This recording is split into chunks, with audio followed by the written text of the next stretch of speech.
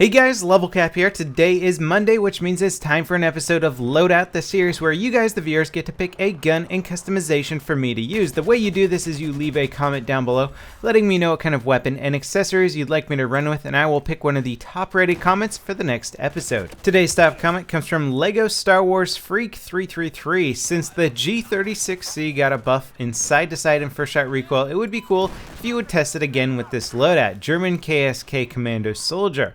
G36C carbine, EOTech hollow sight, laser light combo, heavy barrel, potato/stubby grip, HK compact 45 as a sidearm, iron sights, laser light combo, heavy barrel. Run it with any kit if you want. For example, medic would be a med bag in M320 or support ammo box in C4 because the KSK is a very versatile special force. Use flashbangs to give the whole thing a tactical touch. Have fun and greetings from Germany. Now, I believe the last time I reviewed the G36C was on the 1st of April, and I know for a fact that some of you guys didn't quite get that I was making a little bit of an April Fool's joke.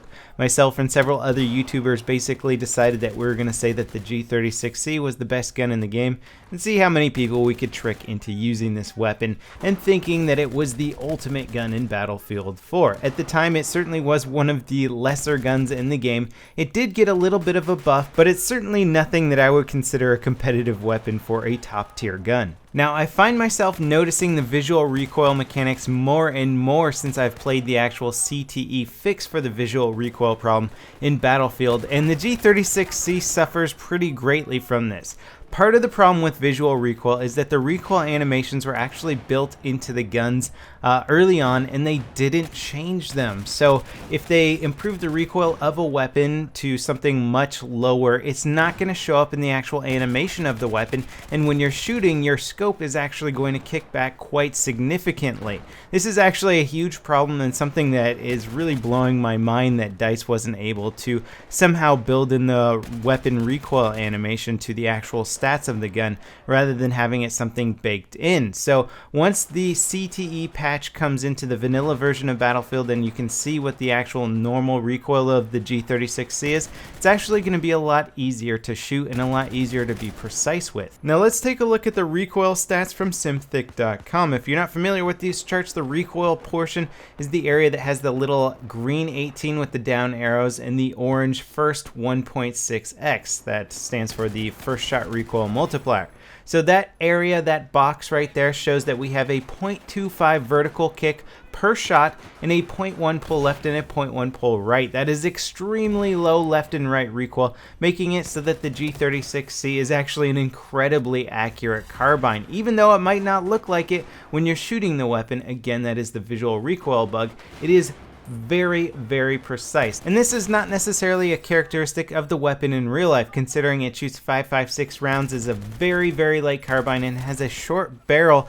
There isn't a lot to suggest that this gun would have extremely low recoil or particularly great accuracy, but they did try and balance the gun as best as possible in BF4. Not necessarily what I would have done, but it is certainly making a spot for the G36C in the game. It has that extremely low rate of fire, 650 rounds per minute, making it a very tough to use weapon for many situations. In fact, you're really going to only want to use it at medium and longer range engagements. I mean, it's got decent hip fire and you can definitely kill people in close quarters, but that rate of fire is going to put you at a disadvantage versus most people. And it's a little unfortunate that the G36C isn't more of a powerhouse of a carbine because it's such a cool gun. The HK G36C is a very iconic weapon. It's very well known and it's very cool looking. The EOTech, also known as the hollow sight in-game, is a very cool optic, complements the gun well, and running a laser sight on here makes the 2.0 hipfire accuracy even better, so you can definitely hipfire this weapon in close quarters,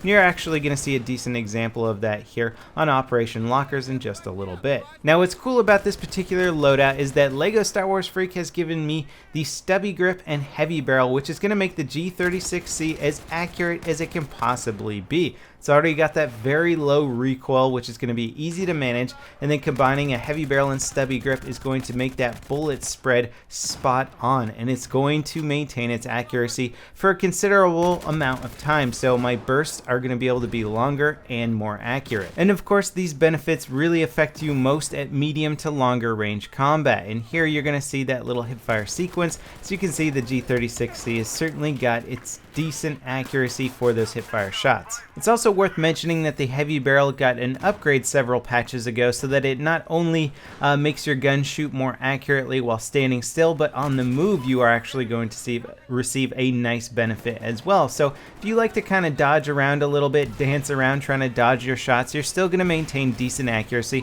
assuming you have that heavy barrel equipped. And I did realize after the fact that I messed up this loadout ever so slightly by not equipping those flash bangs. I wish flash grenades were a lot better in Battlefield 4. They're really such an ineffective weapon.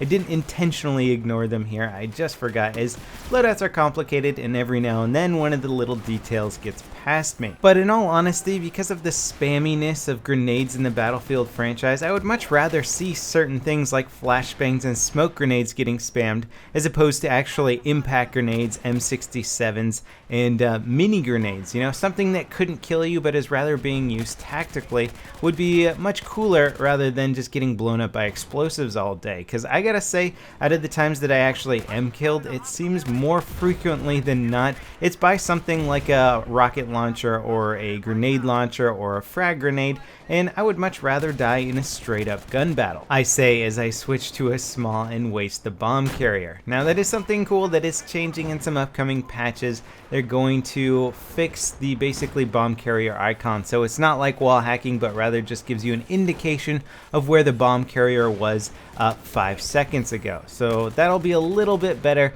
and allow the bomb carrier to stay alive a little longer, because I gotta say there really is very little incentive to pick up the bomb, especially when you're far away from the drop off point, because your odds of actually surviving till you get to the point are so slim. In fact, I would like to say that most people that actually arm the bomb and plant the bomb are somebody who hasn't carried the bomb there but just happens to be in that area and pick it up at the last second and get the arm. You don't get much of a reward for actually picking up the bomb either, and it's basically a guaranteed death sentence. And you'll see some good examples here of how that visual recoil is really throwing me off when trying to get some kills. It usually takes me a full magazine to take down my target, which I know it shouldn't, but I'm missing so many of my shots because that scope is just bouncing all over the place. Look at this, I got the drop on 2 guys there. Second guy turns around, almost able to kill me. I managed to take him down, but just barely. Had my scope not been bouncing around and the weapon actually displaying accurate recoil, I would have had a much easier time on getting accurate shots there. Again, behind all these guys here,